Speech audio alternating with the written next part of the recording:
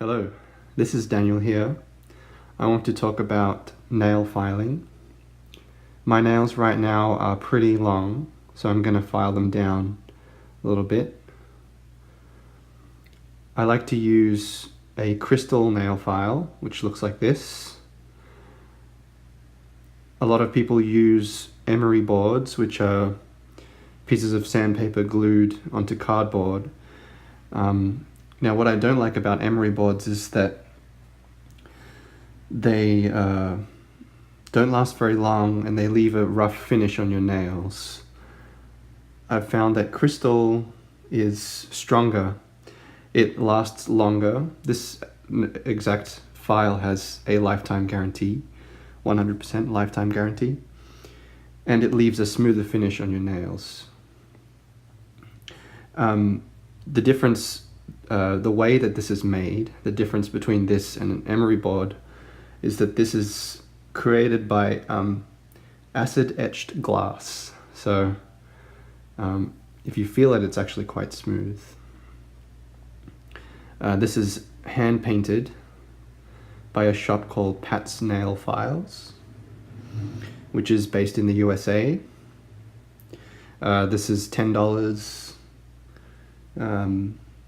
And I've had this for about 6 months now, and it's lasted really well so far. So I'm going to talk about filing technique, and then I'm going to show you how I finish off my nails buffering. So I'm going to start with my thumb. I think a lot of people tend to file. There are a couple of things that people tend to do. One is that they file with the angle of the nail file, maybe something like that. The other thing that people do is that they go back and forth like this. So what I do, and this is just based off of maybe my own little traditions and a little bit of researching, I like to file in one direction, going towards the middle, and I like to hold the file at an angle up like that. What I find this does is that it leaves the nail with a pretty smooth finish already. So I file in one direction. It's kind of hard to get the angle right here. Like so, one direction. Like this. Now I'm not going to do all of my nails on camera here because that will be a little boring, take a bit of too much of your time, I think. So now I'll go into the other side and I'll do the same thing. So I'll file, the angle of the nail file is something like that, rather than sort of flat. I'm holding it up to it on an angle like that. So I'll do the other side, I'll just do the same thing. I'm just doing a bit of a rough job here because it's kind of uncomfortable the way I've got my arms around the camera right now.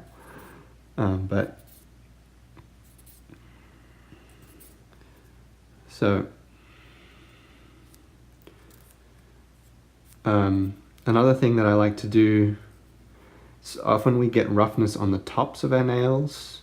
So I like to, again in one direction, I like to file the tops like that. I'm going to do the same thing when I buffer as well. Okay, so that's just a really rough job. I'm just showing you. I would probably make that a little shorter if I were taking my time. I'll move on to one of my fingernails now. So you can see that this is getting pretty long. All of my nails are getting pretty long right now. If you look at them from this angle, you can see. So I'm going to do the same thing. I'm going to start from the sides and I'm going to go towards the middle in one direction. You can hear how quiet the crystal nail file is compared to an emery board, which would be very sort of rough sounding. You'd hear a lot of noise from that. This feels quite smooth, so I'm going towards the middle from the side there. So I'd probably make that a bit shorter if I had more time, if I wasn't just demonstrating this. And again, I'll file the sides like that, and the tops of the nails like that. Okay. So I'd probably make that a little shorter, and I'd do that to the rest of them. But I'm just to show you my kind of technique of filing. So now the second filing tool I have is called wet or dry paper. I like to use this exact brand. I've tried different brands before. This is by 3M. You can get it at most hardware stores. If you're in the US, a place like Walmart or Lowe's would probably have it. I like to fold it over so that there's a little kind of support there. And I do a fairly similar thing now, so, and this gets a little noisy, but I do a fairly similar thing. In one direction, starting from the side towards the middle, and then I'll go on the other side towards the middle. Okay, and then I'll work on the middle itself a little bit. It's still going in one direction. Okay, and then I'll do the tops.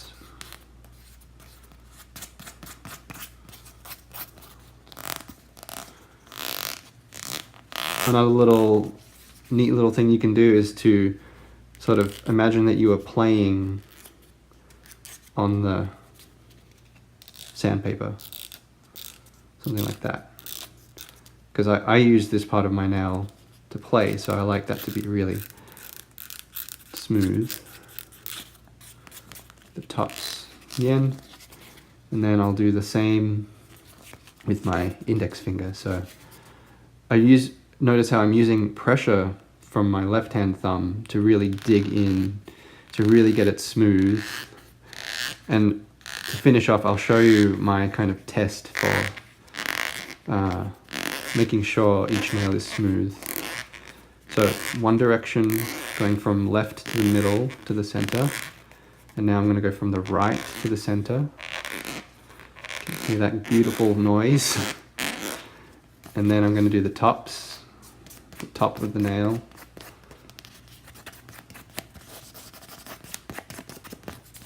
Okay, and then I'm going to kind of play on the sandpaper a little bit. Actually, with my index nail, I like to do this. With my fingernails, I like to do this all around the nail. All right, so that's what it looks like. Now it's just shortened a tiny bit. And now I'll show you my test. So what I like to do is something like this. So I rub my nail, so the left part of my nail on the string, and I feel for any roughness. The middle part and the right part. Right now that feels pretty smooth, so